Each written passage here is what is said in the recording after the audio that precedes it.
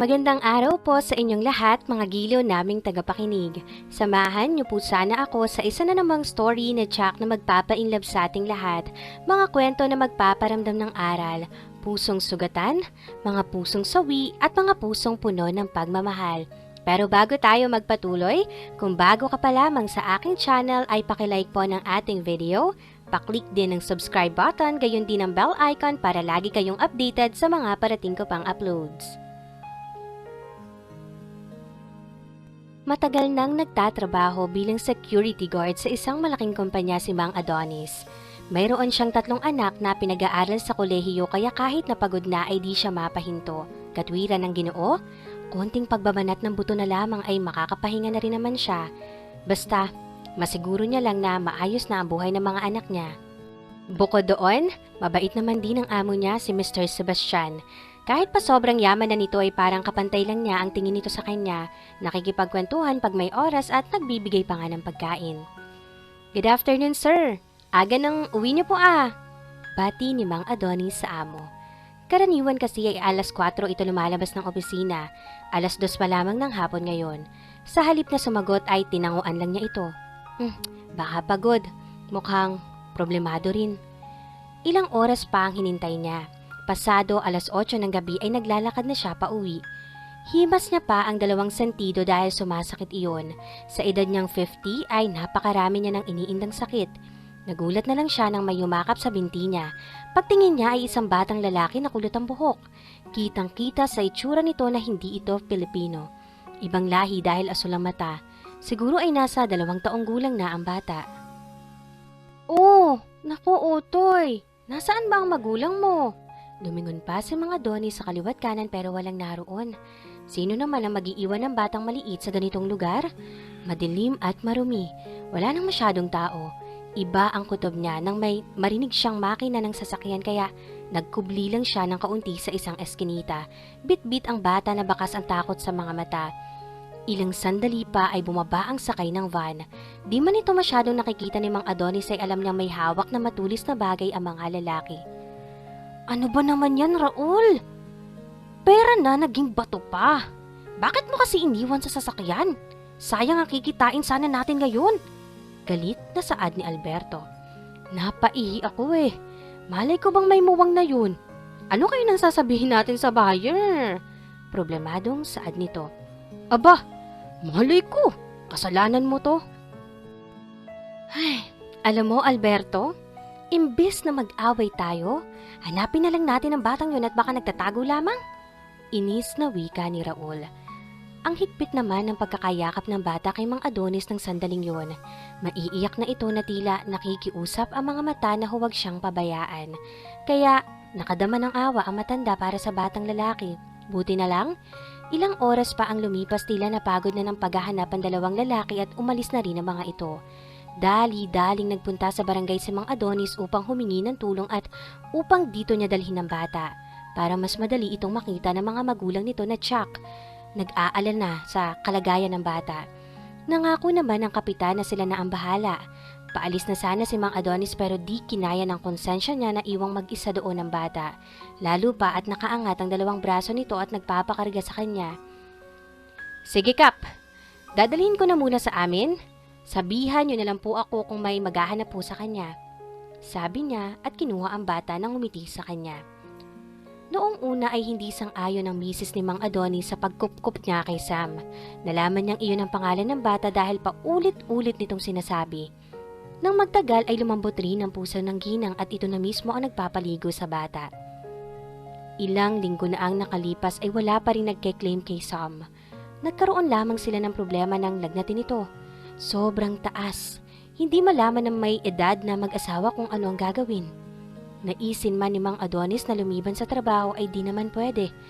Lalo pa ngayon na kailangan ng gamot ni Baby Sam. Nahihiya man ay lumapit na siya sa amo pero humingi siya ng kaunting tulong dito. Diyos ko, gabayan mo ako. Mukhang wala pa naman sa mood si Sir, sabi niya sa sarili habang kumakatok sa opisina nito. Tuloy, tipid na sabi ng amo.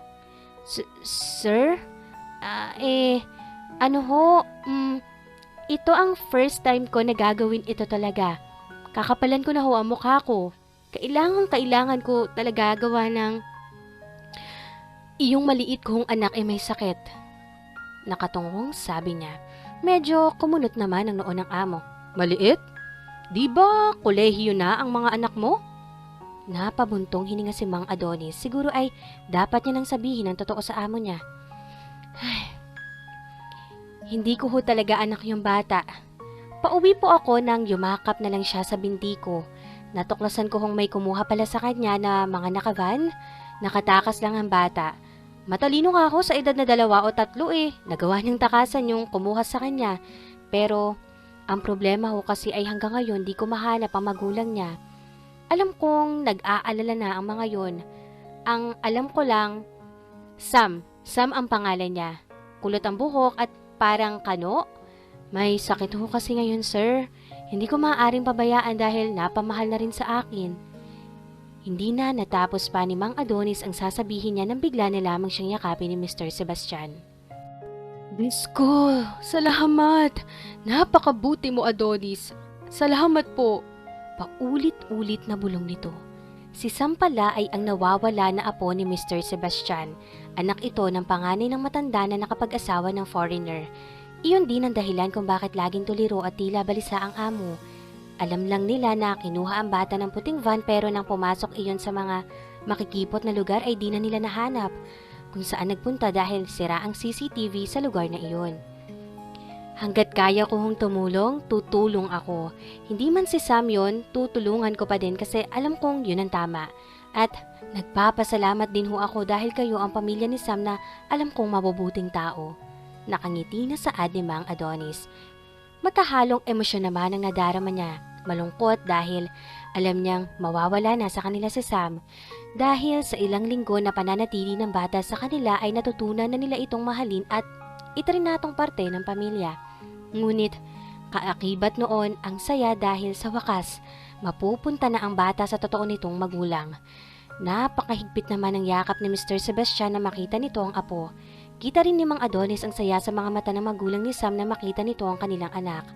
Aalis na sana siya nang bigla siyang tawagin ni Sam. Papa? Saad nito at bigla siyang niyakap ng mahigpit. Hindi naman napigilan ni Mang Adonis na mapaiyak. Laking pasasalamat rin ng mga magulang ni Sam kay Mang Adonis. Maraming salamat ho dahil hindi ninyo itinuring na iba ang anak ko. Inalagaan niyo siya at iniligtas sa mga taong may balak na gumawa ng masama sa kanya. Huwag ho kayong mag-alala dahil makikita niyo pa din si Sam tuwing uuwi kami dito kay na Dad. Saad ni Melanie, ang anak ng boss niyang si Mr. Sebastian. Ilang araw ang lumipas ay hindi inasahan ni Mang Adonis na ipapatawag siya at asawa niya ni Mr. Sebastian. Nanlaki ang mata ng matandang security guard nang abutan siya ng sobrang makapal ng amo. Nang buklatin niya iyon ay nasa 500,000 piso ang laman. Sir, hindi ko ho ito matatanggap. Talaga lang hong minahal na namin si Sam. Hindi ho kami umaasa ng ganitong kapalit. Di makapaniwalang sabi niya. Ang misis niya ay lumuluha na rin dahil nangungulila sa bata. Hindi rin nila inasahan ang bisitang andon sa opisina, si Sam at magulang nito. Nakangiti ang batang yumakap sa asawa ni Mang Adonis na itinurong nitong ina na rin. Maligaya naman si Aling Marta dahil muli niyang nayakap si Sam. Andito ho kami para magpaalam muna sa inyo Mang Adonis at Aling Marta dahil babalik na ho kami sa Amerika dahil doon mag-aaral ang aking anak. Pero asahan niyo po na bibisita pa rin kami dito. Bukod sa bigay ho ni Dad ay tanggapin niyo sana ang aking regalo para sa inyo. Isa ding sobre ang iniabot ni Melanie kay Mang Adonis at nagulat siya sa laman nito. 1,000,000 po yan para dagdag sa gastusin ninyo para sa pag-aaral ng inyong mga anak at ang iba ho ay magagamit ninyong negosyo gaya ng sari-sari store para kahit paano ay may income na nadating sa inyo. Nakangiti na saad ni Melanie. Pero ma'am, labis-labis po ito. Sapat na po ang bigay ng inyong ama sa aming pamilya. Hindi ko ho ito matatanggap. Mang Adonis, kulang pa yan sa laki ng utang na loob ko sa inyo. Tama ang aking anak, Adonis. Kilala kitang tapat na tauhan at sa tagal mo nang nagtatrabaho sa aming pamilya, alam kong deserve mo ang lahat ng ito. Saka, Kulang pa yan sa pagliligtas mo sa buhay ng apo ko, wika pa ni Mr. Sebastian. Labis naman ang pasasalamat ni Mang Adonis at Aling Marta sa mga amo nila at pinangako nila na gagamitin nila sa tama ang perang binigay ng mga ito sa kanila. Dahil sa impluwensya ni Don Sebastian ay nahuli na rin ang mga nagtangka sa buhay ni Sam. Sisiguraduhin ni Mr. Sebastian na hindi na ang mga ito makakalaya o makakagawa ng masama dahil patong-patong ang kaso na kinakaharap ng dalawa sapagkat naglabasan ng reklamo sa mga ito.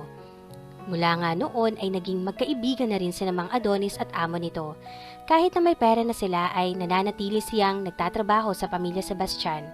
Totoo ang karma. Ano man ang gawin natin, mabuti o masama, tsak na may balik. Kaya piliin natin ang gumawa ng mabuti sa ating kapwa dahil mas masarap sa pakiramdam ang nakakatulong tayo. At dito na po nagtatapos ang inspirational stories na aking handog sa inyo. Maraming salamat po.